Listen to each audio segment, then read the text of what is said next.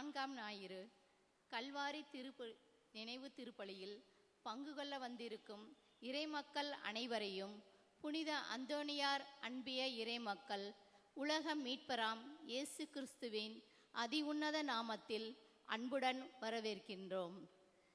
நமது ஆதி பெற்றோர் செய்த பாவத்தின் விளைவாக நாம் எல்லோருமே பாவத்தின் சாபத்தில் பிறக்கிறோம். ஆனால் நாம் அழியாமல் நிலைவாழ்வு பெறும் பொருட்டு மீட்பு திட்டத்தை நிறைவு செய்ய வந்தவர்தான் இயேசு கிறிஸ்து. நமது உயிர்ப்பினால் சாவை வெற்றி கொண்ட இயேசுவோடு நம்மை இணைத்து கொண்டால் பாவத்திலிருந்தும் சாவின் பிடியிலிருந்தும் மீட்பு அடைந்து நிலை வாழ்வினை உரிமை பேராக பெற முடியும். இதற்கு அடிப்படை இயேசுவிடம் நாம் கொள்ளும் அன்பும் நம்பிக்கையுமே.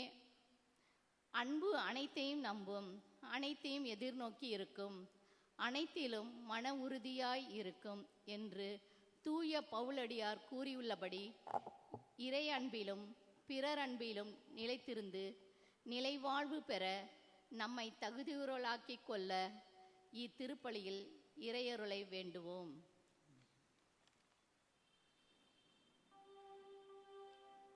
தந்தை மகன் தூயாவியாரின் பெயராலே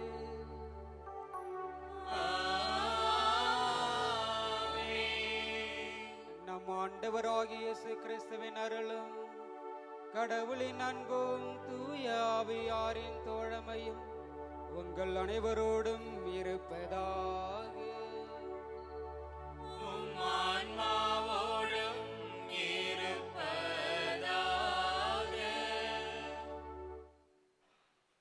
இயேசு கிறிஸ்துவில் அன்புக்குரிய சகோதர சகோதரிகளே, இந்த கல்வாரி பலியிலே பின்வரும் கருத்துக்களுக்காக சிறப்பான விதத்திலே நாம் வேண்டிக் கொள்வோம். கேட்வெல் தெரப்பி சென்டர் வளர்ச்சிக்காகவும் நன்றி பலியாகவும், இன்பகுமார் திருமணம் நல்ல முறையில் நடைபெற வேண்டியும் ஆண்டனி மொராய்ஸ் நன்றி பலியாகவும், செல்வியா ட்ராத்ரி வெளிநாட்டிலிருந்து நல்லபடியாக நம் நாட்டிற்கு வந்தடைந்ததற்காக நன்றி பலியாகவும், டேனியல் வினோலின் குடும்பத்தினர் நன்றி பலியாகவும், ஷீபா ஆல்ஃபர்ட் மரியா அவருடைய உடல்நலத்திற்காகவும், கீமோஸ்டோனி மைக்கேல் நல்ல வேலை கிடைக்க வேண்டியும், அக்வினாஸ் சாரோன் நன்றி பலியாக ஒப்படைக்கின்றார்கள். இறைவன் இந்த குடும்பங்களை தொடர்ந்து நிறைவாக ஆசீர்வதித்து நல்ல நலன்களால் அவர்களை நிரப்பும்படியாகவும், மேலும் மரித்த ஆன்மாக்களான ஹென்றி பிரான்சிஸ், மத்திவத்னா, ஹென்றி பிரான்சிஸ், ரத்தினம், மங்களம் மேரி மற்றும் யாரும் ஞாத ஆன்மாக்கள் உத்தரிக்கும் ஸ்தலத்தில் வேதனைப்படுகின்ற அனைத்து ஆண் மக்களுக்காகவும் சிறப்பான விதத்திலே நாம் வேண்டிக் கொள்வோம்.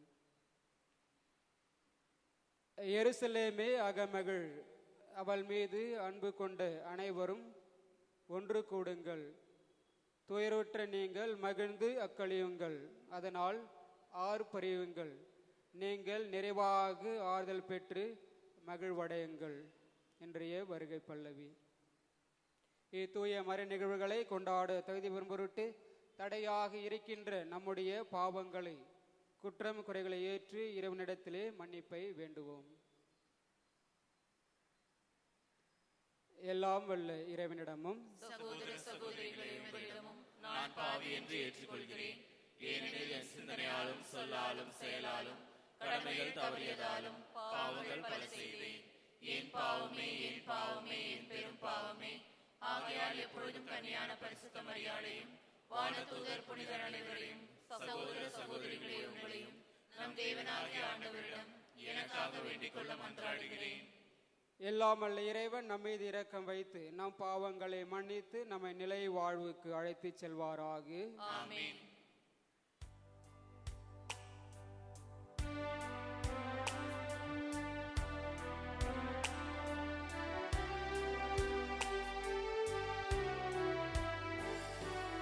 ஆண்டவரே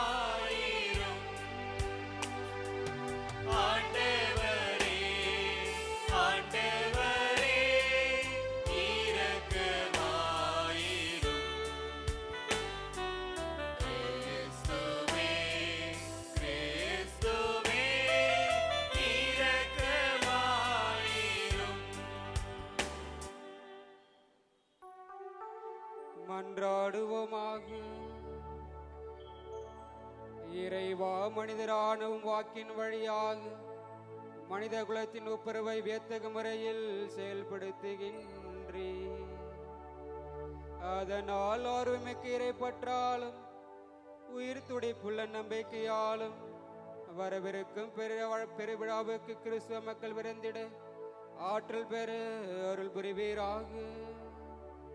உமோடு தூய ஆவியாரின் ஒன்றிப்பில் இறைவனா என்றென்றும் வாழ்ந்து ஆட்சி செய்கின்ற எங்கள் ஆண்டவரும் உம் திருமகனுமாகிய இயேசு கிறிஸ்து வழியாக உம்மை மன்றாடுகின்றோம்.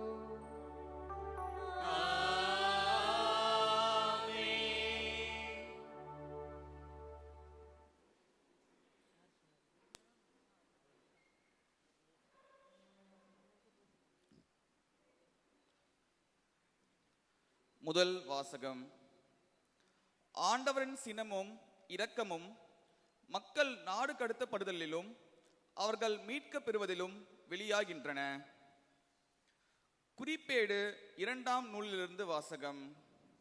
அதிகாரம் 36, இறை வார்த்தைகள் 14 முதல் 16 மற்றும் 19 முதல் 23 முடிய. அந்நாட்களில் குருக்களின் தலைவர்களும் மக்களும் வேற்றினத்தாரின் அனைத்து அருவருப்புகளையும் தொடர்ந்து செய்து உண்மையற்றவர்களாய் ஆண்டவர் தமக்காக எருசலேமில் தூய்மையாக்கியிருந்த திருக்கோயிலை மேலும் தீட்டுப்படுத்தினர். அவர்கள் மூதாதையாம் கடவுளாம் ஆண்டவர் தம் மக்களின் மீதும் தம் உறைவிடத்தின் மீதும் இரக்கம் கொண்டு தம் தூதர்களை மீண்டும் மீண்டும் அவர்களிடம் அனுப்பினார்.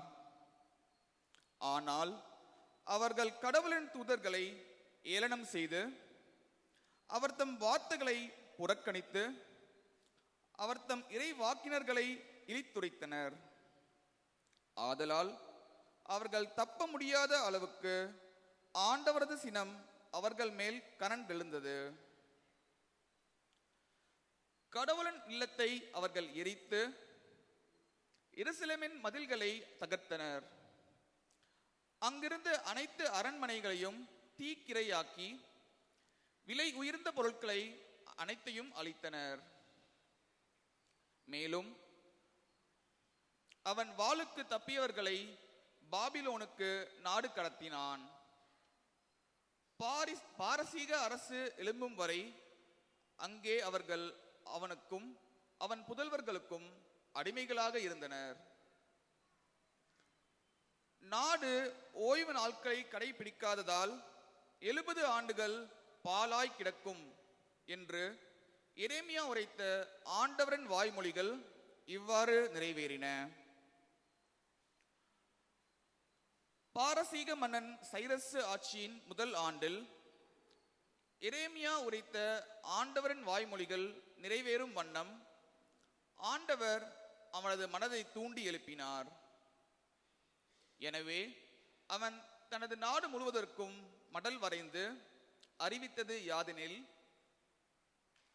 பாரசீக மன்னராகிய சைரசு என்னும் நான் கூறுவது இதுவே: விண்ணக கடவுளாம் ஆண்டவர் மன்னக அரசுகள் எல்லாவற்றையும் எனக்கு அளித்துள்ளார். மேலும் யூதாவில் உள்ள எருசலேமில் அவருக்கு திருக்கோயில் எழுப்புமாறு எனக்கு பணித்துள்ளார். எனவே அவருடைய மக்களாக இருப்பவர் அங்கு செல்லட்டும். கடவுளாம் ஆண்டவர் உங்களோடு இருப்பாராக. ஆண்டவர் வழங்கும் அருள்வாக்கு. பதில் உரை பாடல் பல்லவி. உன்னை நான் நினையாவிடில் என் நா மேல் வாயோடு ஒட்டிக்கொள்வதாக. உன்னை நான் நினையாவிடில் என் நா மேல் வாயோடு ஒட்டிக்கொள்வதாக. பாபிலோனின் ஆறுகள் அருகே அமர்ந்து நாங்கள் சியோனை நினைத்து அழுதோம். அங்கிருந்த அலரி செடிகள் மீது எங்கள் யாழ்களை மாட்டி வைத்தோம். பல்லவி. உன்னை நான் நினையாவிடில் என் நா மேல் வாயோடு ஒட்டிக்கொள்வதாக. ஏனெனில் அங்கு எங்களை சிறையாக்கினோர் எங்களை பாடும்படி கேட்டனர். எங்களை கடத்தி சென்றோர் எங்களை மகிழ்ச்சிப்பா இசைக்குமாறு கேட்டனர். சீயோனின் பாடல்களை எங்களுக்கு பாடி காட்டுங்கள் என்றனர். பல்லவி. உன்னை நான் நினையாவிடில் என் நா மேல்வாயோடு ஒட்டிக்கொள்வதாக. ஆண்டவருக்கு உரித்தாகும் பாடலை அந்நிய நாட்டில் எங்கனம் பாடுவோம். எருசலேமே, நான் உன்னை மறந்தால் என் வழக்கை சூம்பி போவதாக. பல்லவி. உன்னை நான் நினையாவிடில் என் நா மேல்வாயோடு ஒட்டிக்கொள்வதாக. உன்னை நான் நினையாவிடில் எனது மகிழ்ச்சியின் மகுடமாக நான் எருசலேமை கருதாவிடில் என் நா மேல்வாயோடு ஒட்டிக்கொள்வதாக. பல்லவி. உன்னை நான் நினையாவிடில் என் நா மேல்வாயோடு ஒட்டிக்கொள்வதாக.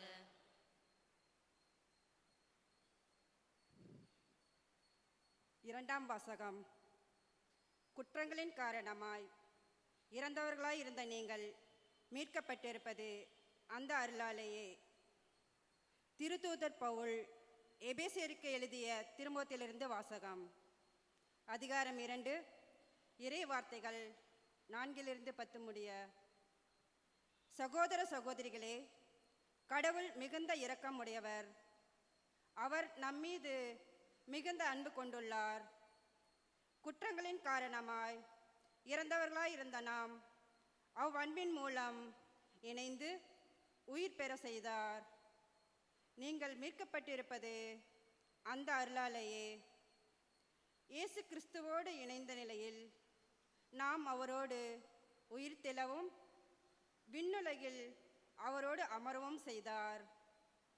இயேசு கிறிஸ்து வழியாக கடவுள் நமக்கு செய்த நன்மையையும் அவரது ஒப்புயர்வற்ற அருள் வளத்தையும் இனிவரும் காலங்களிலும் எடுத்து காட்டுவதற்காகவே இவ்வாறு செய்தார். நீங்கள் அந்த அருளாலேயே நம்பிக்கையின் வழியாக மீட்கப்பட்டிருக்கிறீர்கள். இது உங்கள் செயல் அல்ல, மாறாக இது கடவுளின் கொடை. இது மனித செயல்களால் ஆனது அல்ல. எனவே எவரும் பெருமை பாராட்ட இயலாது. ஏனெனில் நாம் கடவுளின் கை வேலைப்பாடு. நற்செயல்கள் புரிவதற்கென்றே கிறிஸ்து இயேசு வழியாக படைக்கப்பட்டிருக்கிறோம். இவ்வாறு நற்செயல்கள் புரிந்து வாழும்படி கடவுள் முன்கூட்டியே ஏற்பாடு செய்திருக்கிறார். ஆண்டவர் வழங்கும் அருள்வாக்கு.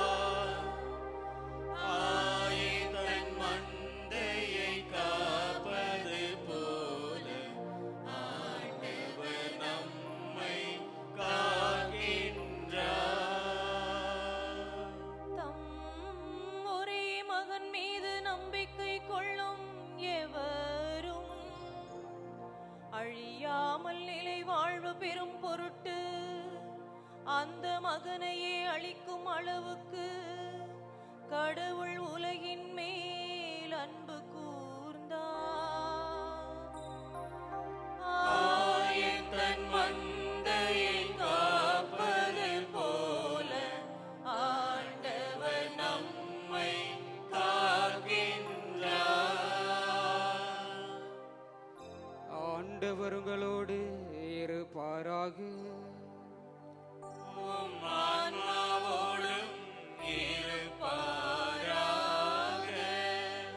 யோவான் எழுதிய பரிசுத்த நற்செய்தியிலிருந்து வாசகம். ஆண்டவரே, மாட்சி உமக்கே. யோவான் எழுதிய நற்செய்தி அதிகாரம் 3 இறை வார்த்தைகள் 14-21 முடிய. அக்காலத்தில் இயேசு நிக்கோதேமுக்கு கூறியது, பாலை நிலத்தில் மோசேயால் பாம்பு உயர்த்தப்பட்டதை போல மானிட மகனும் உயர்த்தப்பட வேண்டும். அப்பொழுது அவரிடம் நம்பிக்கை கொள்ளும் அனைவரும் நிலைவாழ்வு பெறுவர். தம் ஒரே மகன் மீது நம்பிக்கை கொள்ளும் எவரும் அழியாமல் நிலைவாழ்வு பெறும் பொருட்டு அந்த மகனையே அளிக்கும் அளவுக்கு கடவுள் உலகின் மேல் அன்பு கூர்ந்தார். உலகிற்கு தண்டனை தீர்ப்பு அளிக்க அல்ல, தம் மகன் வழியாக அதை மீட்கவே கடவுள் அவரை உலகிற்கு அனுப்பினார். அவர் மீது நம்பிக்கை கொள்வோர் தண்டனை தீர்ப்புக்கு ஆளாவதில்லை.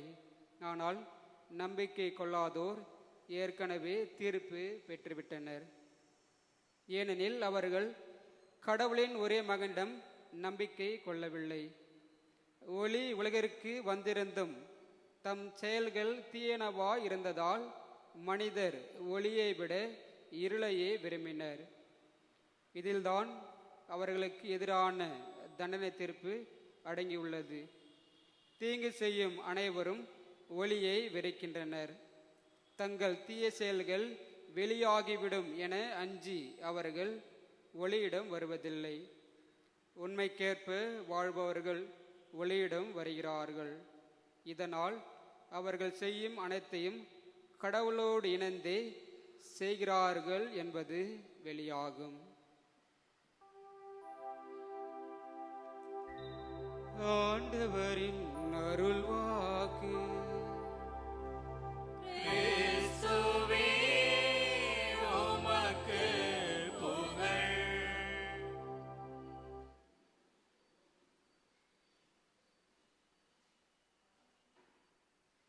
இயேசு கிறிஸ்துவில் அன்புக்குரிய சகோதர சகோதரிகளே, தவக்காலத்தினுடைய 4வது வாரத்திலே நாம் இருக்கின்றோம். நாம் ஒளியின் மக்களா, இருளின் மக்களா, விசுவாசத்தின் மக்களா, தீமையின் மக்கள் என்பதை குறித்து சிந்திக்க இன்றைய நாளிலே நாம் அழைக்கப்படுகின்றோம். திருவருகை காலத்திலே 4வது வாரத்திலே மகிழ்ச்சியின் வாரமாக நாம் கொண்டாடுகின்றோம். அதேபோன்று தவக்காலத்திலே 4வது வாரம் இன்று மகிழ்ச்சி ஞாயிறாக கொண்டாட நமக்கு அழைப்பிடிக்கின்றது. ஒரு பணக்காரர் ஒருவர் வயது முதிர்ந்த நிலையில் படுத்த படுக்கையாக நோய்வாய்ப்பட்டு கொண்டு அவர் இருந்தார். அவருக்கு சிகிச்சை அளித்த மருத்துவர் பல்வேறுபட்ட பரிசோதனைகளை அவருக்கு செய்து முடித்துவிட்டு அவர் இறக்கப் போவது உறுதி என்பதை அவர் முடிவு செய்து கொண்டிருந்தார். எனவே அந்த மருத்துவர் அந்த பணக்காரரிடம், உங்களுடைய முடிவு நெருங்கி வந்துவிட்டது என்று நான் எண்ணுகின்றேன்.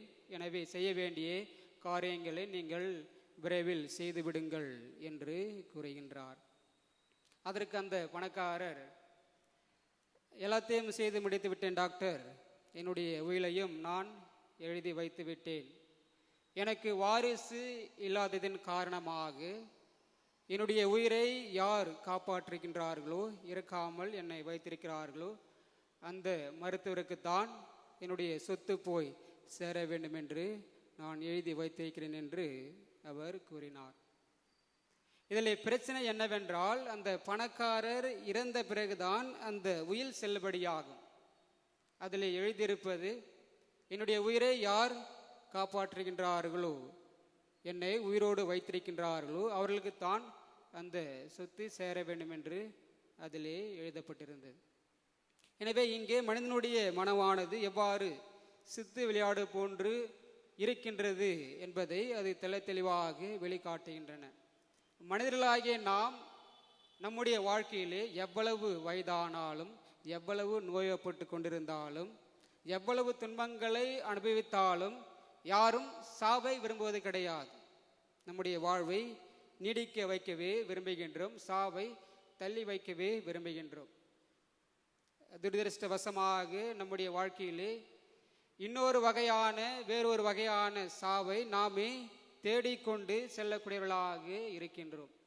விபிலிய முறைப்படி பார்த்தோம் என்றால், சாவு என்பது நம்முடைய வாழ்வுக்கு இறுதியாக, நம்முடைய வாழ்வின் முடிவிலே அது வருவது கிடையாது. மாறாக வாழ்கின்ற போது பாவத்தின் விளைவாக, அந்த தீமையின் ஆதிக்கத்தின் விளைவாக அறகுறையாக தங்களுடைய வாழ்க்கை வாழ்வது, இதுதான் சாவு என்று விவிலிய முறைப்படி நமக்கு சொல்லித்தரக்கூடியதாக இருக்கின்றன. இதே 2ஆம் வாசகத்திலே புனித பவுலடியார் கூறுகின்றார், குற்றத்தின் காரணமாக இறந்தவர்களாக இருந்த நாம் மீட்கப்பட்டுள்ளோம் என்று அவர் குறிப்பிட்டு காட்டுவது இதையே. ஊதாரி மைந்தன் உவமையிலே நாம் பார்க்கின்றோம், அந்த இளைய மகன் ஊதாரியாக சென்று அனைத்தையும் அவன் பாழாக்கி மனம் திரும்பி வருகின்ற பொழுது அவருடைய தந்தை கூறுவார், என்னுடைய மகன் இறந்து போயிருந்தான், இப்பொழுது உயிர் பெற்று வந்துள்ளான் என்று அவர் குறிப்பிட்டு காட்டுவார். சுருக்கமாக சொல்லப்போனால், பாவத்திலே வாழ்கின்ற வாழ்வானது பாவத்திலே நிலைத்திருக்கின்ற போது அது சாவாக கருதப்படுகின்றது.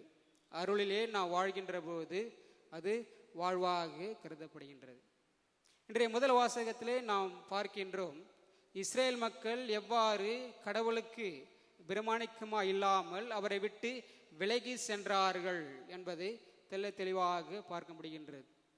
புற தெய்வ வழிபாட்டிலே வேறு சில தெய்வங்களை வழிபடுதலே அவர்கள் நோக்கமாக கொண்டிருந்தார்கள். தங்களிடத்தில் அனுப்பப்பட்ட அந்த இறைவாக்கினர்களை அவர்கள் புறம்பே தள்ளினார்கள். அது மட்டுமல்லாமல் அவர்கள் பாபிலோனியருக்கு அவர்கள் அடிமைகளாக அவர்கள் சென்றார்கள் என்பதை ஒரு உச்சக்கட்ட ஒரு சாவாக அங்கே குறிப்பிட்டு காட்டுவதை நாம் பார்க்க முடிகின்றது. எனவே இப்படிப்பட்ட இந்த மனித இனம் அழிவுற கடவுள் விரும்புவது கிடையாது. 70 ஆண்டுகள் அவர்கள் பாபிலோனியாவிலே அடிமைகளாக இருந்தபோதும் எந்த ஒரு முயற்சியும் அவர்கள் செய்யவில்லை. இருந்தபோதிலும் இறைவனை இரக்கம் கொண்டு அவர்களை மீட்டெடுக்கின்றார்.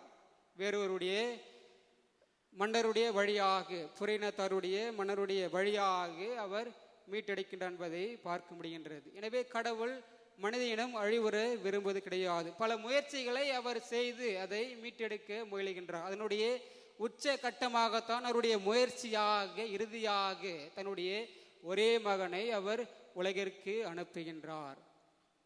அந்த இறைமகன் இவ்வாறாக இன்று நச்சதிலே அவர் தெளிவாக குறிப்பிட்டு காட்டுகின்றார், தன் ஒரே மகன் மீது நம்பிக்கை கொள்ளும் எவரும் அழிய விடாமல் அவர்கள் நிலைவாழ்வு பெறும் பொருட்டு கடவுள் இந்த உலகின் மீது அவர் அன்பு கூர்ந்தார் என்பதை அவர் குறிப்பிட்டு காட்டுகிறார். எந்த அளவுக்கு கடவுளுடைய அன்பானது மனிதனிடத்திலே இருக்கின்றது என்பதை இங்கே சொல்லி காட்டக்கூடியதாக நமக்கு இருக்கின்றது. எனவே அந்த இறைமகன் மீது நம்பிக்கை கொள்வது என்பது இவர் வெறுமனே இவர் நம்முடைய மீட்பர், நம்மை மீட்டெடுக்க வந்திருக்கிறார் என்று வாழ்மொழியாக சொல்லுவது கிடையாது. மாறாக உண்மையாகவே பாவ நிலையிலிருந்து விட்டுவிட்டு பாவத்திற்கு ஈர்த்து செல்லக்கூடிய அந்த செயல்களெல்லாம் விட்டுவிட்டு கடவுளை பின் சென்று செல்வதுதான் உண்மையான நம்பிக்கை, உண்மையான விசுவாசம். எனவே நம்முடைய விசுவாசம் என்பது பொருட்களிலே நம்பிக்கை கொள்ளாமல், அதன் வழியே நாம் செல்லாமல் கடவுள் பின் சென்று கடவுளுடைய உடனான உறவிலும் மனிதனுடைய உடனான உறவிலும் அவர்கள் அன்பு செய்து வாழ்வதுதான் உண்மையான விசுவாசம் என்பதை நமக்கு சொல்லித்தரக்கூடியதாக இருக்கின்றன. இறைவன் இயேசு கிறிஸ்து தெளிவாக இந்த நற்செய்தியிலே கூறுகின்றார், பொருள் சார்ந்த உலகை நோக்கி நகர்வதை இருளில் இருப்பதாகவும் கடவுளை நோக்கி நகர்வதை ஒளியை தேர்ந்தெடுப்பதாகவும் அவர் சுட்டி காட்டுகின்றார்.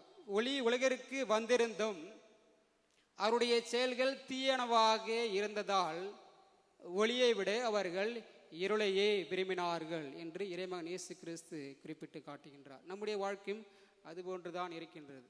ஒளி நம்மிடத்திலே வந்திருந்தும் நாம் தேர்ந்தெடுப்பது இருளையே தேர்ந்தெடுக்கின்றோம். இவ்வாறாக தண்டனையை, அழிவையை நாம தேடி செல்லக்கூடியவர்களாக இருக்கின்ற என்பதை இறைவன் இயேசு கிறிஸ்து குறிப்பிட்டு காட்டுகின்றார். இந்த உலகத்திற்கு ஒளி வந்திருந்தும் இன்னும் உலகம் இருளிலே தான் இருக்கின்றது என்பதை இயேசு கிறிஸ்து கூறுகின்றார். நாம் விசுவாசத்தின் மக்கள் என்றால் இறைமகன் இயேசு கிறிஸ்து மீது நம்பிக்கை கொண்டு அவர் வழியே நாம் செல்லக்கூடியவர்களாக இருக்க வேண்டும். ஒரு முதல்நிலை வகுப்புகளுக்கு மாணவர்களுக்கு பரீட்சையிலே ஒரு கேள்வி கேட்கப்பட்டது. அது என்ன கேள்வி என்றால், படம் பார்த்து கதை எழுத வேண்டும். அதுதான் ஒரு கேள்வி. முதல் படத்திலே ஒருவன் இரவு முழுவதும் டிவியை பார்த்து கொண்டிருக்கின்றான். இரண்டாவது படத்திலே அவன் ஹோம்ஒர்க் வீட்டு வேலையை செய்யாமல் மறந்து விடுகின்றான். மூன்றாவது படத்திலே பள்ளிக்கு சென்று அவன் அங்கே ஆசிரியரிடத்திலே அவன் தண்டனை பெறுகின்றான். இந்த 3 படங்கள் கொடுக்கப்பட்டு கேள்வியை கேட்கப்பட்டிருக்கின்றது. ஒருவன் இவ்வாறாக எழுதுகின்றான், ஒரு தத்துருவமாக அவன் எழுதுகின்றான். நான் இரவு முழுவதும் டிவியை பார்த்து கொண்டிருந்தேன். காலையில் எழுந்தவுடன் ஹோம்ஒர்க் செய்வதை நான் மறந்துவிட்டேன். பக்குன் என்று எனக்கு இருந்தது. எனவே வீட்டு வேலை செய்யாமல் என்ன செய்வது? பள்ளிக்கு சென்று நாம் தண்டனை பெற வேண்டும். செத்தாண்டா சிவனாண்டி என்று அவன் அந்த ஒரு வாக்கியத்தை அங்கே அவன் குறிப்பிடுகின்றான். பள்ளிக்கு வருகின்ற போது ஆசிரியர் விடைத்தாள்களை திருத்தி கொடுக்கின்ற போது அதை எழுதிய மாணவனிடத்திலே கூப்பிட்டு கேட்கின்றார், எப்படி இவ்வளவு அழகாக தத்துருவமாக உன்னால் இப்படி எழுத முடிந்தது என்று கேட்டபொழுது அதற்கு அந்த மாணவன், இதெல்லாம் வழக்கமாக வீட்டில் நடக்கின்ற ஒன்றுதான் சார் என்று அவன் கூறுகின்றான். எனவே இனிமேல் இப்படி செய்யாது என்று அந்த ஆசிரியர் கூறுகின்றார். அவனும் இனிமேல் நான் இப்படி செய்ய மாட்டேன், ஒழுங்காக வீட்டு வேலைகளை நான் செய்து வருவேன் என்று அவன் வாக்குறுதி அளிக்கின்றான். ஒரு முறை அந்த ஆசிரியர் அவருடைய பெற்றோரை சந்திக்க நேர்ந்தது. அப்பொழுது கேட்கின்றார், உன்னுடைய மகன் எவ்வாறாக இருக்கின்றான், திரிந்து விட்டானா மாறிவிட்டானா என்று கேட்கின்றார். என்னத்தை சார் சொல்வது, சிவனாண்டி அப்படியே தான் இருக்கின்றான் என்று அவர் கூறினார். எனவே நம்முடைய வாழ்க்கையிலே இப்படி தான் இருக்கின்றோம். ஒரு செயல் தவறு என்று தெரிந்தும் அதையே திரும்ப திரும்ப செய்யக்கூடியவர்களாக இருக்கின்றோம். குடிப்பது கெட்ட பழக்கம் என்பது நமக்கு தெரியும், எல்லாரும் குடிக்கிறாங்க, அதில் என்ன தவறு இருக்குது, இப்போ எல்லாம் கேஷுவலாக சகஜமாக ஆகிவிட்டது என்று சொல்லக்கூடிய மனிதர்கள் ஏராளமாக இருக்கின்றார்கள். இருளிலே அவர்கள் இன்னும் மூழ்கி கொண்டுதான் இருக்கின்றார்கள். விபச்சாரம் செய்யக்கூடியவர்கள் ஏராளமாக இருக்கின்றார்கள், தீமைகளை செய்யக்கூடியவர்கள் ஏராளமாக இருக்கின்றார்கள். இதெல்லாம் இப்பொழுது சகஜமாக ஆகிவிட்டது. வாய்ப்பு கிடைக்கின்ற போதெல்லாம் நல்லவர்கள் கூட தீமை செய்யக்கூடியவர்களாக மாறிவிட்டார்கள். இப்படித்தான் மனிதனுடைய வாழ்வானது இருளிலே மூழ்கி கிடைக்கின்றது. இதே இறைமகன் இயேசு கிறிஸ்து ஒளி உலகிற்கு வந்தும் இன்னும் மக்கள் ஒளியை விரும்பாமல் இருளிலே இருக்கின்றார்கள் என்பதை உலகத்தை சுட்டிக்காட்டக்கூடியவராக அவர் இருக்கின்றார். அதே போன்று முதல் வாசகத்திலே நாம் பார்க்கின்றோம், மோசேவால் பாலனத்திலே பாம்பு உயர்த்தப்பட்டதை போல மானிட மகனும் உயர்த்தப்பட வேண்டும் என்று அவர் குறிப்பிட்டு காட்டுகின்றார். இங்கே பாம்பானது தீமையின் ஆதிக்கமாக இருக்கின்றது. தொடக்க நூலிலே நாம் பார்க்கின்றோம் எவ்வாறு தீய சக்தியின் வழியாக ஆதி பெற்றோர்களை அது ஏமாற்றி என்பதை நாம் பார்க்கின்றோம். அதே போன்று கானான் நாட்டிலே பாம்பானது ஒரு வழிபாட்டு பொருளாக, ஒரு வழிபாட்டு தெய்வமாக அது இருந்தது. அது இந்த இஸ்ரேல் மக்களிடத்திலே ஒரு ஈர்ப்புக்கு உள்ளாகி அவர்களும் அதை வழிபட ஆரம்பித்தார்கள். எனவே இவர் இங்கே குறிப்பிட்டு காட்டுவது, இஸ்ரேல் மக்கள் பாலினத்திலே பயணம் செய்கின்ற போது கடவுளுக்கு எதிராக அவர்கள் முணுமுணுத்தார்கள். மோசேவுக்கு எதிராகவும் கடவுளுக்கு எதிராகவும் அவர்கள் முணுமுணுத்தார்கள். என்ன உணவு ஒன்றும் கிடைக்கவில்லை, அடிமைகளாக இருந்த போதே நாங்கள் காடு கவுதாரி மீன் முட்டை அனைத்தையும் சாப்பிட்டோம் என்று அவர்கள் முணுமுணுத்தார்கள். அது மட்டுமல்லாமல் குடிக்கக்கூட இங்கே தண்ணீரே கிடையாது என்று அவர்கள் முணுமுணுத்தார்கள். பாறையின் வழியாக தண்ணீரை வரவழைத்து அவர்களுக்கு தண்ணீரை கொடுத்தார். இவ்வாறாக இறைவனுக்கு எதிராக செயல்பட்டவர்களை கொல்லிவாய் பாம்பு கொண்டு கடவுள் அவர்களை தண்டிக்க செய்தார். அப்படிப்பட்ட சூழ்நிலையில் மோசேவானவர் இவ்வாறாக முறையிடுகின்றார். இது என்ன நியாயம்? உங்களுடைய கடவுளை, உன்னை நம்பி வந்த மக்களை நீர் இவ்வாறாக ஏமாற்றலாமே, பிற இனத்தார் உங்களை பற்றி என்ன நினைப்பார்கள் என்று கூறுகின்ற போது இறைவன் அந்த மோசேவிடத்திலே கூறுகின்றார், நீ ஒன்று செய், ஒரு பாம்பை வெண்கலத்தால் செய்து அதை கம்பத்திலே பொறுத்து அதை பார்க்கின்ற அனைவரும் உயிர் பிழைத்து கொள்வார்கள் என்று கூறுகின்றார். அதே போன்று இறைமகன் இயேசு கிறிஸ்து எவ்வாறு பாம்பு மோசேவால் உயர்த்தப்பட்டதை போல மானிட மகன் உயர்த்தப்பட வேண்டும் என்பதை அவர் இங்கே குறிப்பிட்டு காட்டுவது, சிலுவையிலே இறைமகன் இயேசு கிறிஸ்து அந்த சாவு இருக்கின்ற போது அதை பார்க்கின்ற அனைவரும் மீட்பு பெறுவார்கள். எனவே மீட்பின் சின்னமாக சிலுவையானது இங்கே இருக்கின்ற என்பதை தான் இறைமகன் இயேசு கிறிஸ்து சுட்டி காட்டுகின்றார். பல பேர் சிலுவையானது பாரமாக நினைத்து கொண்டு வீட்டிலே கூட வைக்காமல், கழுத்திலே கூட ஜெபமாலை மாட்டாமல் இருக்கக்கூடியவர்களாக இருக்கின்றார்கள். எனவே சிலுவையானது மீட்பின் சின்னமாக இருக்கும் என்பதை நாம் பார்க்க முடிகின்றது. இரண்டாவதாக நற்செய்தியிலே நிக்கோதேமை பற்றி அங்கே கொடுக்கப்பட்டிருக்கின்றது. நிக்கோதேமு என்பவர் அவர் ஒரு பரிசேயர். அவர் யூத தலைவர்களின் மக்களாக, அதாவது யூத மத தலைவராக அவர் இருந்ததாக சொல்லப்படுகின்றது. அவர் ஒரு நல்ல மனிதர். எனவே அவர் இயேசுவை பார்க்க வருகின்றார். இயேசு நல்லவர், உன்னதமானவர், இறைவாக்கினர் என்பதை அவர் நம்புகின்றார். ஆனால் இயேசுவை பார்க்க வருகின்ற போது அவர் இருளிலே, இரவிலே வருகின்றார். ஒளியை பார்க்க அவர் இருளிலே வருகின்றார். கடவுளோடு, அதாவது இயேசு கிறிஸ்துவோடு பேசுவதை யாராவது பார்த்து விடுவார்களோ, பழகுவதை யாராவது தெரிந்து கொள்வார்களோ, எனவே அவர் மீது விசுவாசம் கொள்வதை யாராவது அறிந்து கொள்வார்கள் என்கின்ற பயம் அவரிடத்திலே இருக்கின்றது. இது சாதாரண விஷயம்தானே ஃபாதர், எல்லா மனிதத்திலும் இருக்கக்கூடிய ஒரு இயல்பு தானே என்று நாம் சொல்லிக் கொள்ளலாம். ஆனால் அவர் ஒளியை பார்க்க இருளிலே வந்தார். அவருடைய வாழ்க்கையில எவ்வாறாக தொடர்ந்து தன்னுடைய மனமாற்றம் பெற்ற ஒரு வாழ்வை வாழ்ந்தார் என்பதை பார்க்க முடிகின்றது. இறைவன் இயேசு கிறிஸ்து தீர்ப்பிடுகின்ற அந்த நேரத்திலே, அவரை தீர்ப்புக்கு உள்ளாகின்ற நேரத்திலே, இவர் நல்லவரை தீர்ப்பிடுவது முறையல்ல, அவர் பார்ப்பதற்கு நல்லவராக தெரிகின்றார். எனவே நாம் தீர்ப்பிடுகின்ற போது நாம் பார்த்து தீர்ப்பிட வேண்டும் என்று அவர் கூறுகின்றார். எனவே இரவிலே பேச தொடங்கிய அவர் இப்பொழுது பகலிலே ஏனைய பரிசேயர்களிடமும் யூத மத தலைவர்களிடமும் அவர் பேச ஆரம்பிக்கின்றார். இறுதியாக இறைவன் இயேசு கிறிஸ்துவை கல்லறையிலே அடக்கம் செய்கின்ற போது, சிலுவை பாதை செய்கின்ற போது 14வது ஸ்தலத்திலே இறைவன் இயேசு கிறிஸ்துவை கல்லறையிலே அடக்கம் செய்கின்றார்கள். அடக்கம் செய்பவர் அரிமத்தேயு யோசேப்பு என்பது நமக்கு தெரியும். அவருக்கு உதவியாக இருந்தவர் தான் இந்த நிக்கோதேமு. எனவே இவர் எவ்வாறாக இறுதியாக ஒரு சாட்சியாக விளங்கக்கூடியவராக இருக்கிறார் என்பதை பார்க்க முடிகின்றது. படிப்படியாக இருளிலே பேச தொடங்கிய அவர் பகலிலே பேசினார். இறுதியாக இறைவன் இயேசு கிறிஸ்துக்கு அவர் சாட்சியாக மாறினார். எனவே நம்முடைய வாழ்க்கையிலே இப்படி தான் இருக்க வேண்டும். ஒளியை தேடி செல்லக்கூடியவர்களாக இருக்கின்ற நாம் சில நேரங்களில் பயப்படுவோம், நன்மை செய்வதற்கு பயப்படக்கூடியவர்களாக இருப்போம். ஆனால் படிப்படியாக நாம் மனமாற்றம் பெற்ற மக்களாக இருக்க வேண்டும். அதுதான் இந்த தவக்காலத்திலே நாம் வாழ அழைக்கப்படுகின்றோம். நம்முடைய பழைய பழக்கங்களை, பழைய பாவங்களை விட்டுவிட்டு புதிய வாழ்க்கையை வாழ நாம் அழைக்கப்படுகின்றோம். அதற்காகத்தான் பல தவ முயற்சிகள், பல பக்தி முயற்சிகள், பல ஒருத்தல் முயற்சிகள் நாம் செய்யக்கூடியவர்களாக இருக்கின்றோம். எனவே இப்படிப்பட்ட முயற்சிகள் நம்முடைய வாழ்வுக்கு மாறுதலை தரக்கூடியதாக இருக்கின்றதா, புதிய வாழ்வை தரக்கூடியதாக இருக்கின்ற என்பதை சிந்தித்து பார்த்து இப்பலியிலே தொடர்ந்து ஜெபிப்போம். இறை ஆசிரியை பெற்றுக்கொள்வோம்.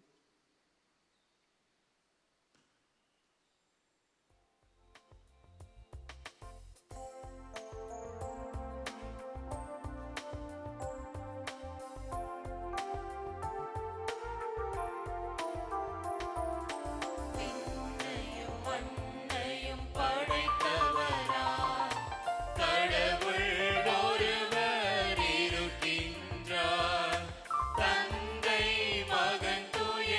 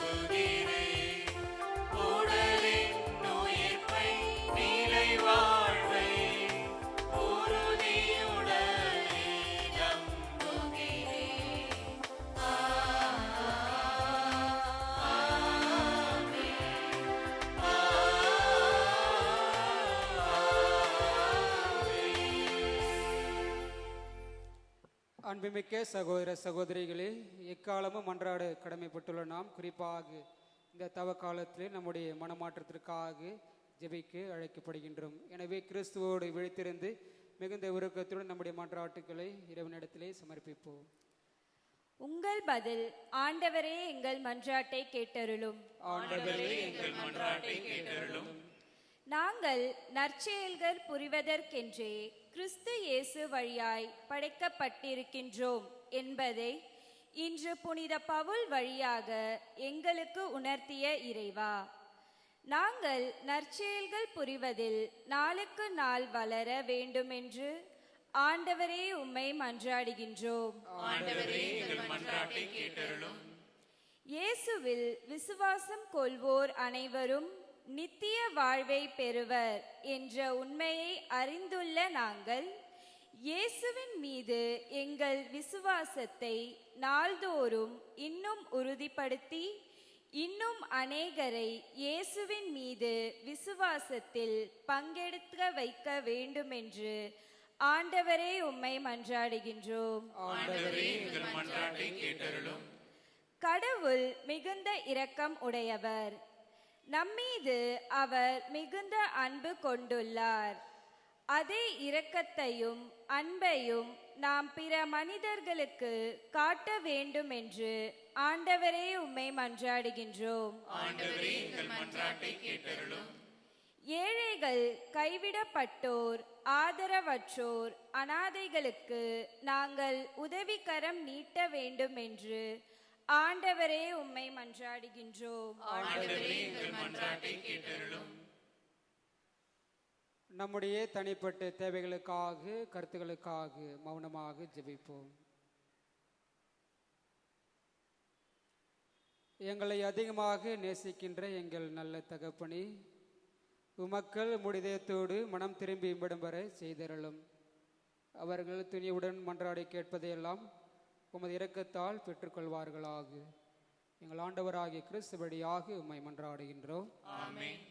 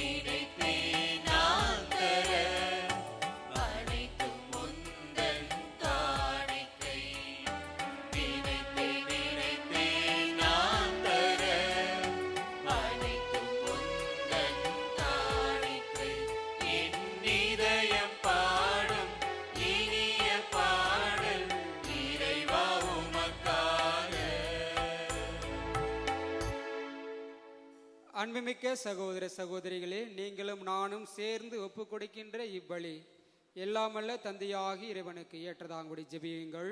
ஆண்டவர் தமது பெயரின் புகழ்ச்சிக்காகவும் ஆட்சிக்காகவும் தமது நன்மைக்காகவும் புனித திரு அவை அனைத்து நலனுக்காகவும் உமது கையிலிருந்து இப்பலியை ஏற்றுக்கொள்வாராக. ஆண்டவரே, பணிவுடன் உம்மை வேண்டி நிலையான உதவி அளிக்கும் காணிக்கைகளை பேரின்பத்துடன் உமக்கு ஒப்பு கொடுக்கின்றோம். அதனால் நாங்கள் இவற்றை உண்மையிலேயே போற்றவும் உலகின் மீட்புக்காக உமக்கு உகர்ந்தவாறு ஒப்பு கொடுக்கவும் செய்வீராக.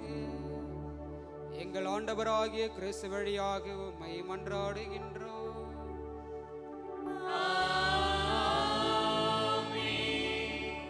ஆண்டவர் உங்களோடு இருப்பாராக.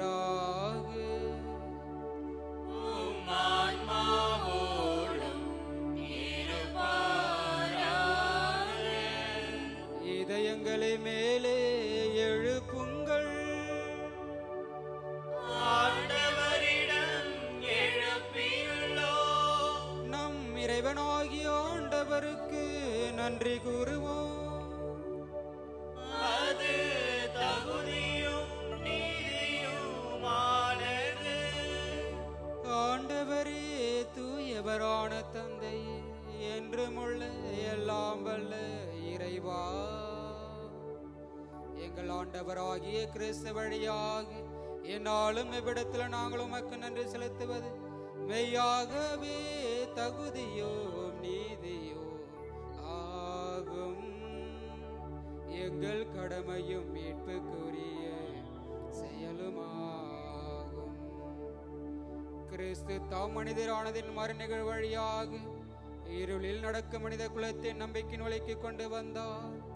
பாவ பழியை நிலைக்கு உட்பட்டவர்களாக பிறந்தவர்களை புது பிறப்பின் கழுவுதலால் உரிமை மக்களாக ஏற்றுக்கொண்டார். ஆகவே விண்ணகத்திலும் மண்ணகத்திலும் உள்ள அனைத்தும் உம்மை ஆராதித்து வணங்கி புதியதொரு பண்பாடுகின்றன.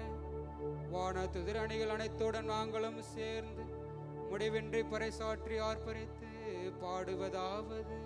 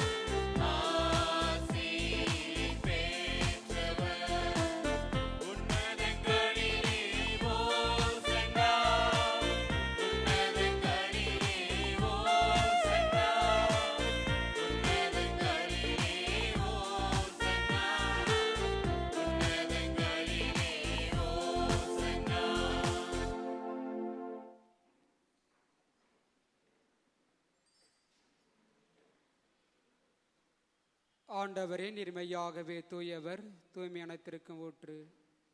ஆகவே உம்முடைய ஆவியை பொழிந்து இக்காணிக்கைகளை தூய்மைப்படுத்த உம்மை தாழ்மையுடன் வேண்டுகின்றோம். இவ்வாறு எங்கள் ஆண்டவர் இயேசு கிறிஸ்துவின் திரு உடலாகவும் திரு இரத்தமாகவும் இவை எங்களுக்கு மாறுவனவாகு. அவர் பணித்தவாறு இம்மறு நிகழ்வுகளை நாங்கள் கொண்டாடுகின்றோம். ஏனெனில் அவர் பாடுபட உளம் கனிந்து தம்மை கையளித்த போது அப்பத்தை எடுத்து உமக்கு நன்றி செலுத்தி ஆசியை வழங்கி அதை பெற்று தம் சீடர்களுக்கு அளித்து அவர் கூறியதாவது: அனைவரும் இதிலிருந்து பெற்று உண்ணுங்கள், ஏனெனில் இது உங்களுக்காக கையளிக்கப்படும் என் உடல்.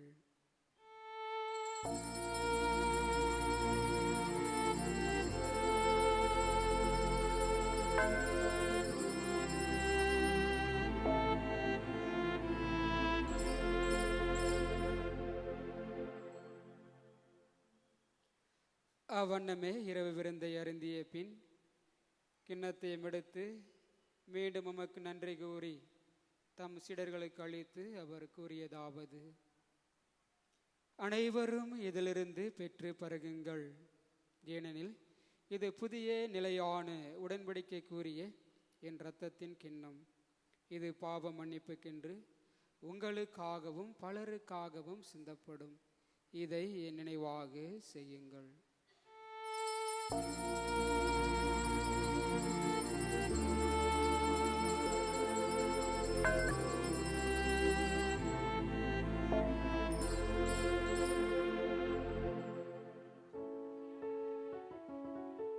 நம்பிக்கையின் மறைபொருள்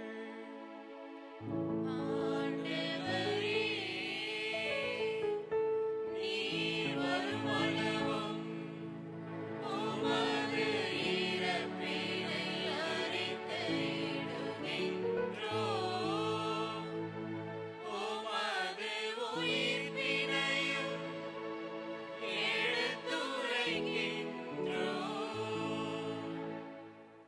ஆகவே ஆண்டவரே, நாங்கள் கிறிஸ்துவின் இறப்பினையும் உயிர்ப்பினை நினைவு கூர்ந்து வாழ்வதரும் அப்பத்தையும் மீட்பளிக்கும் கிண்ணத்தையும் ஒப்புக் கொடுக்கின்றோம். திருமண் என்று ஊழியம் புரிய தகுந்தவர்கள் என எங்களை ஏற்றுக்கொண்டீர். எனவே உமக்கு நன்றி செலுத்துகின்றோம். மேலும் கிறிஸ்துவின் உடலிலும் இரத்தத்திலும் பங்கு கொள்ளும் எங்களை தூய ஆவியார் ஒன்று சேர்க்க வேண்டும் என உம்மை தாழ்மையுடன் மன்றாடுகின்றோம். ஆண்டவரே, உலகெங்கும் பரவிருக்கும் திரு ஆவை நினைவு கூர்ந்தருளும். எங்கள் திருத்தந்தை பிரான்சிஸ், எங்கள் பேராயர் ஜார்ஜ் அந்தனிசாமி, அனைத்துலக ஆயர்கள், எல்லா திருநிலையினர் ஆகிய அனைவரோடும் உமது திரு அவை அன்பில் நிறைவேற செய்தருளும். மேலும் உயிர்த்தெழும் மெதுநோக்குடன் தீழ்கொள்ளும் எங்கள் சகோதர சகோதரிகளையும் இறந்தோர் அனைவரையும் இரக்கத்துடன் நினைவு கூர்ந்து உமது திருமகளினுள் ஏற்றுக்கொள்ளும். எங்கள் அனைவர் மீதும் இரக்கமாயிரும். கடவுளின் கண்ணே தாயான புனித மரியா, அவருடைய கணவரான புனித யோசேப்பு, புனித திருத்தூதர்கள், இவ்வுலகில் மிக உயர்ந்தவராய் இருந்தோர் ஆகிய புனிதர் அனைவருடனும் நாங்கள் நிலைவாழ்வில் பங்கு கொள்ளும் தகுதி பெற்று திருமகன் இயேசு கிறிஸ்து வழியாக உம்மை புகழ்ந்தேத்து வருமருள உம்மை மன்றாடுகின்றோம்.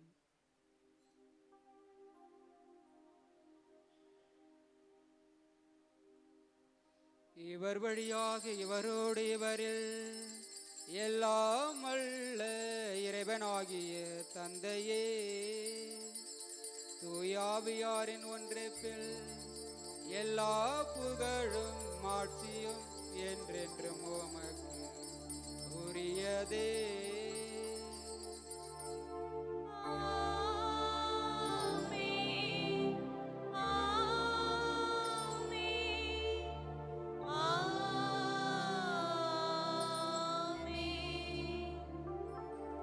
மீட்பரின் கட்டளையால் கற்பிக்கப்பட்டு இறை படிப்பினையால் பயிற்சி பெற்ற நாம் துணிந்து பாடுவோம்.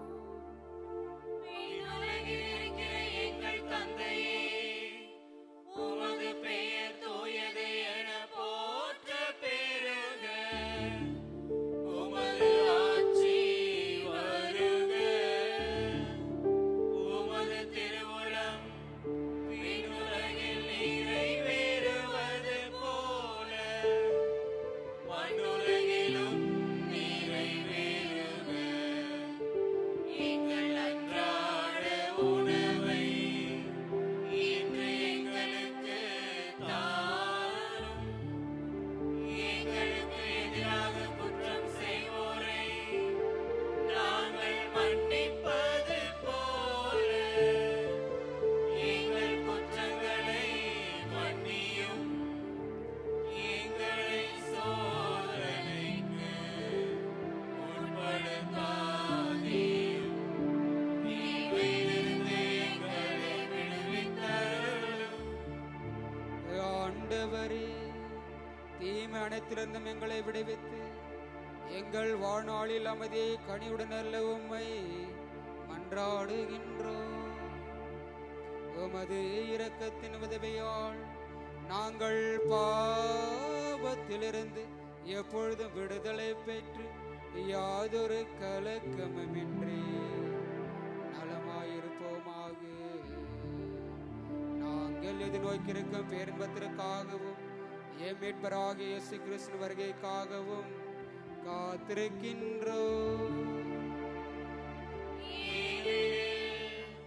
ஆட்சியும் வல்லமையும் மாட்சியும் என்றென்றும் உமதே. ஆண்டவரே இயேசு கிறிஸ்துவே, அமைதியை உங்களுக்கு விட்டு செல்கின்றேன், என் அமைதியையே உங்களுக்கு அளிக்கின்றேன் என்று உம் திருத்தூதர்களுக்கு மொழிந்தீரே. எங்கள் பாவங்களை பாராமல் உமது திரு அவையின் நம்பிக்கையை கண்ணோக்கி உமது திருவுலத்திற்கு ஏற்ப அதற்கு அமைதியும் ஒற்றுமையையும் அளித்தருள்வீராக.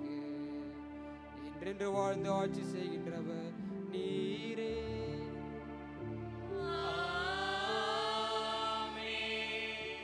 ஆண்டவருடைய அமைதி உங்களோடு என்றும் இருப்பதாக. உம் ஆன்மாவோடும் இருப்பதாக. ஒளியின் அமைதியை ஒருவர் மற்றவரோடு பகிர்ந்து கொள்வோம்.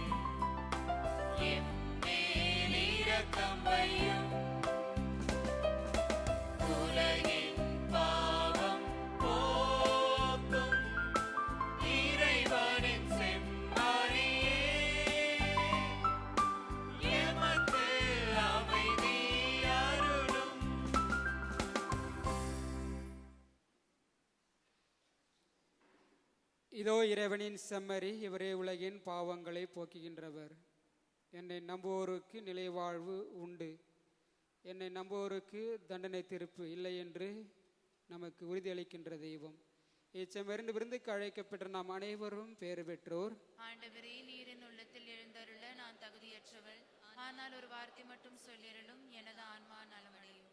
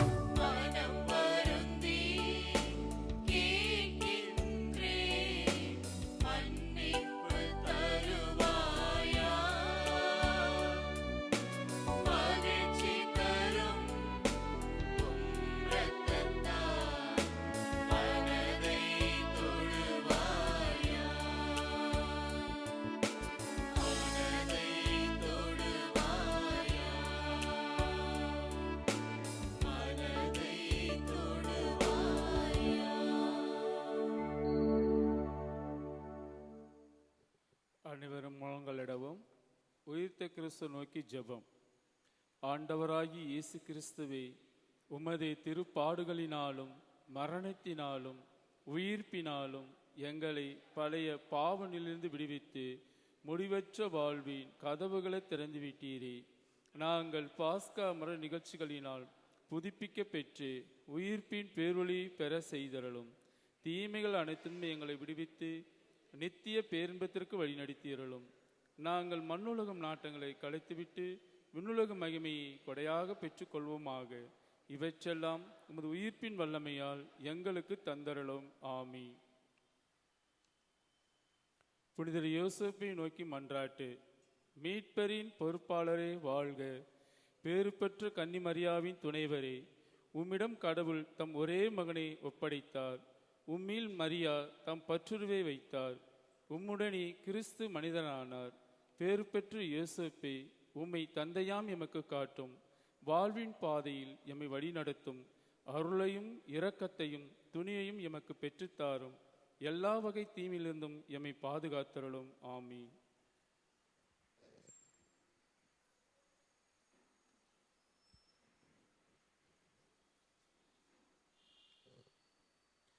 தவக்காலம் 4ஆம் ஞாயிறு. இந்த வார புனிதர்கள் மார்ச் 17 புதன்கிழமை புனித பேட்ரிக்கினுடைய நினைவு. மார்ச் 18 வியாழக்கிழமை எருசலேம் நகர் புனித சிறில் ஆயரினுடைய நினைவு. மார்ச் 19 வெள்ளிக்கிழமை புனித யோசேப்பு தூய கன்னிமரியாளின் கணவர் பெருவிழாவை கொண்டாடுகின்றோம். இந்த திருப்பலியை சிறப்பித்த அந்தோனியார் அன்பிய இறை மக்களுக்கு நன்றிகள், பாராட்டுதல்கள். அன்புக்குரியவர்களே, மார்ச் 19, 20, 21 வருகின்ற வெள்ளி, சனி, ஞாயிறு ஆகிய 3 நாட்கள் நம்முடைய ஆலயத்தில் தவக்கால தியானமானது நடைபெறும். எனவே நீங்கள் அனைவரும் இந்த தியானத்தில் பங்கு கொண்டு உங்களையே நீங்கள் சிறப்பான விதத்தில் இந்த ஈஸ்டர் பெருவிழாவுக்கு தயாரிக்கும்படி கேட்டுக்கொள்கின்றோம். வெள்ளிக்கிழமை மாலை 6 to 9 மணி, சனிக்கிழமை மாலை 6 to 9 மணி, ஞாயிற்றுக்கிழமை மாலை 6 to 9 மணி அருட்தந்தை வர்கீஸ் எல்லாவூரிலிருந்து இந்த தியானத்தை நமக்கு வழி நடத்துகின்றார். சனிக்கிழமை அன்று இந்த தியானத்தினுடைய மைய நாளில் சனிக்கிழமை அன்று அந்த தியானத்திற்கு வரக்கூடியவர்கள் நீங்கள் கொடுக்கின்ற காணிக்கையானது அருட்தந்தை வர்கீஸ் அவர்களுக்கு முழுவதுமாக கொடுக்கப்படும். எனவே நீங்கள் இந்த தியானத்தில் பங்கெடுத்து உங்களுடைய காணிக்கைகளை தாராளமாக கொடுத்து அருட்தந்தை வர்கீஸ் எல்லாவூர் டிவைன் ரெட்ரீட் சென்டரினுடைய வளர்ச்சிக்கும் அவருடைய பணிக்கும் உதவும்படி கேட்டுக்கொள்ளப்படுகின்றீர்கள். எனவே தயவு செய்து இந்த 3 நாட்களும் இந்த தயாரிப்பு தியானத்தில் பங்கு கொள்ளும்படி கேட்டுக்கொள்கின்றோம். இந்த 3 நாளில் ஏதாவது ஒரு நாளில் குருக்கள் இருப்பார்கள், 1-3 குருக்கள் இருப்பார்கள். நீங்கள் பாவ சங்கீதனம் செய்து கொள்ளலாம். எந்த நாள்னு நான் சொல்ல மாட்டேன், அன்னைக்கு மட்டும் பெரிய கூட்டம் வந்து குவிகிறதுக்காக. அதனால் இந்த 3 நாளில் ஏதாவது ஒரு நாளில் 3 குருக்கள் வெளியில் அமர்ந்திருப்பார்கள். நீங்கள் தியானத்தில் பங்கெடுத்தீர்கள் என்றால் நீங்கள் பாவ சங்கீதனம் செய்து கொள்ளலாம். கடந்த 3 வாரங்களில் நமது பங்கிலிருந்து சென்று வந்த தவக்கால திரு யாத்திரைகளுக்கு நன்கொடை வழங்கிய அன்பு உள்ளங்களுக்கு நன்றியை தெரிவித்துக் கொள்கின்றோம். திரு நீதி ஜோசப் மற்றும் குடும்பம் தவக்கால நடைபயணத்திற்கு சிற்றுண்டி மற்றும் குடிநீர் கொடுத்ததற்கு, திரு கனகா ஜேசுராஜ், திருமதி ரூபி மற்றும் குடும்பம் தவக்கால நடைபயணத்திற்கு மதிய உணவு வழங்கியதற்கு, திரு நவீன் மற்றும் குடும்பம் தவக்கால நடைபயணத்திற்கு பேருந்து ஏற்பாடு செய்ததற்கு, திரு அமல்ராஜ் மற்றும் குடும்பம் ஒரு நாள் திரு யாத்திரைக்கு மதிய உணவு வழங்கியதற்கு, மேலும் திரு தன்ராஜ், திரு சுந்தர் ஹாம்லி டிராவல்ஸ் 3 நாள் தூத்துக்குடி மற்றும் கன்னியாகுமரி மறை மாவட்டத்தில் உள்ள ஆலயங்களை சுற்றி பார்ப்பதற்கு உதவி செய்த இவர்கள் அனைவருக்கும் என்னுடைய மனமார்ந்த நன்றிகளை நான் தெரிவித்துக் கொள்கின்றேன்.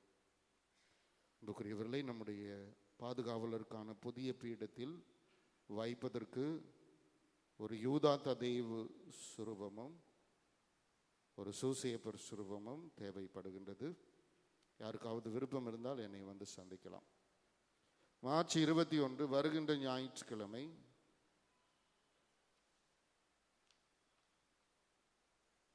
மாலை 4 மணிக்கு நமது ஆலயத்தில் பங்கு பேரவை மற்றும் அன்பிய ஒருங்கிணைப்பாளர்களின் இணைந்த கூட்டம் நடைபெறும். இந்த கூட்டத்தினுடைய முடிவில் நீங்கள் வழக்கம் போல் தியானத்தில் வந்து பங்கு கொள்ளலாம். 4 மணி துவங்குகின்ற கூட்டம் 5 மணிக்கெல்லாம் முடிந்துவிடும்.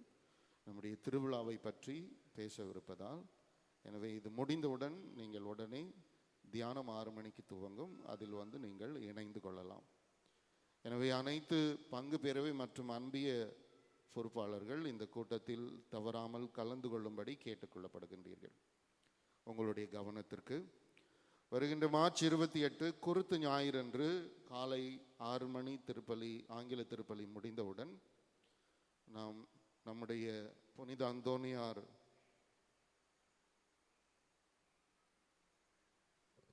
ஹாலுக்கு செல்வோம். அங்கே குருத்தானது மந்திரிக்கப்படும். பிறகு 9 மணி ஆங்கில திருப்பலி அங்கேயே நடைபெறும். தமிழ் திருப்பலி 7:30 மணிக்கு பதிலாக 8 மணிக்கு இங்கே நடைபெறும். ஒரே நேரத்தில் 2 திருப்பலிகள் நடைபெறும். ஆங்கில திருப்பலி புனித அந்தோனியார் ஹாலிலும், தமிழ் திருப்பலி நம்முடைய ஆலயத்திலும் நடைபெறும். அதற்கு பிறகு 10:30 திருப்பலி, மாலை திருப்பலி வழக்கம் போல் இங்கே தான் நடைபெறும். மாலை தியானம், மாலை திருப்பலி எல்லாம் இங்கே தான் நடைபெறும். 9 மணி ஆங்கில திருப்பலி மற்றும் 28ஆம் தேதி அந்தோனியார் ஹாலில் நடைபெறும். அன்றைய தினம் குருத்து ஞாயிறன்று நம்முடைய ஆலய வளாகத்தில் இலவச மருத்துவ முகாம் ஏற்பாடு செய்யப்பட்டுள்ளது. இந்த மருத்துவ முகாமிலே கண், பல், அப்புறம் ENT, கண், காது, மூக்கு, ECG, எக்கோ, இவை எல்லாமே இலவசமாக ஏற்பாடு செய்யப்பட்டிருக்கின்றது. அப்பல்லோ மருத்துவமனையிலிருந்து செவிலியர்கள் மருத்துவர்களோடு வருகின்றார்கள். அன்புக்குரியவர்களே, நம்முடைய பங்கில் இருக்கக்கூடிய ஏழை மக்கள் இதை பயன்படுத்தி கொள்ள வேண்டும் என்று நான் விரும்புகின்றேன். முடிந்தவரை நம் பங்கு மக்கள் மட்டும் இதில் கலந்து கொள்ளட்டும். காரணம், நம்முடைய மாநிலத்திற்கான தேர்தல் நடைபெறக்கூடிய காலம். பெரிய கூட்டம் ஆலயத்திற்குள் வந்ததென்றால் நமக்கு பிரச்சனை. தயவுசெய்து இதை நாம் அதிகமாக பிரபலப்படுத்த வேண்டாம். ஆனால் நம்முடைய பங்கு மக்கள், ஏழை மக்கள், சாதாரண எளிய மக்கள், செலவு செய்ய முடியாத மக்கள் இந்த வாய்ப்பை பயன்படுத்தி கொள்ள வேண்டும் என்று நான் ஆசைப்படுகின்றேன். எனவே இந்த இலவச மருத்துவ முகாமிலே கலந்து கொண்டு பயன்படும்படி கேட்டுக்கொள்ளப்படுகிறீர்கள். இனி வரும் செவ்வாய்க்கிழமைகளில் அருங்கொடை இயக்கம் ஜெப வழிபாடானது நடைபெறும். ஆவியின் கொடைகளை பெற அன்புடன் அழைக்கின்றோம். கடந்த வார காணிக்கை ரூபாய் 28,770 ரூபாய்.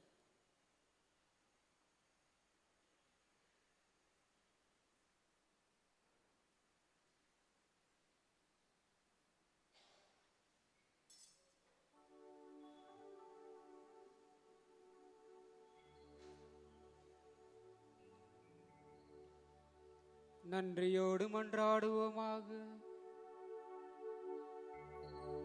இறைவாய் உலகிற்கு வரும் ஒவ்வொரு மனிதரையும் விளைவிக்கின்ற நீர், எங்கள் இதயங்களை உமது அருளின் சுடரால் ஒளிவர்த்தருள உம்மை வேண்டுகின்றோம். அதனால் உமது மாண்புக்கு தகுதியானதையும் விருப்பமானதையும் என்றும் நினைவில் கொண்டு உம்மை நேர்மையாக அன்பு செய்ய வலிமை பெறுவோமாக. எங்கள் ஆண்டவராகிய கிறிஸ்து வழியாக உம்மை மன்றாடுகின்றோம்.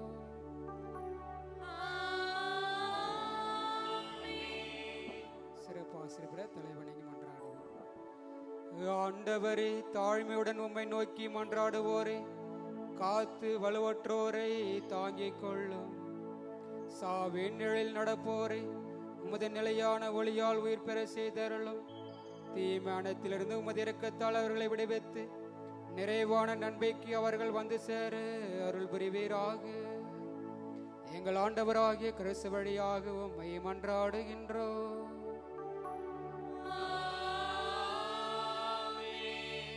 ஆண்டவர்களோடு இருப்பாராக.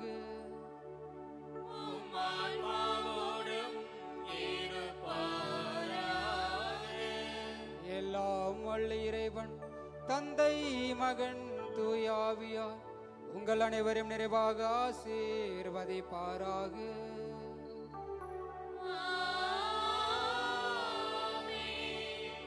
ஒளியின் மக்களாக வாழ சென்று வாருங்கள், திருப்பலி நிறைவேறிற்று.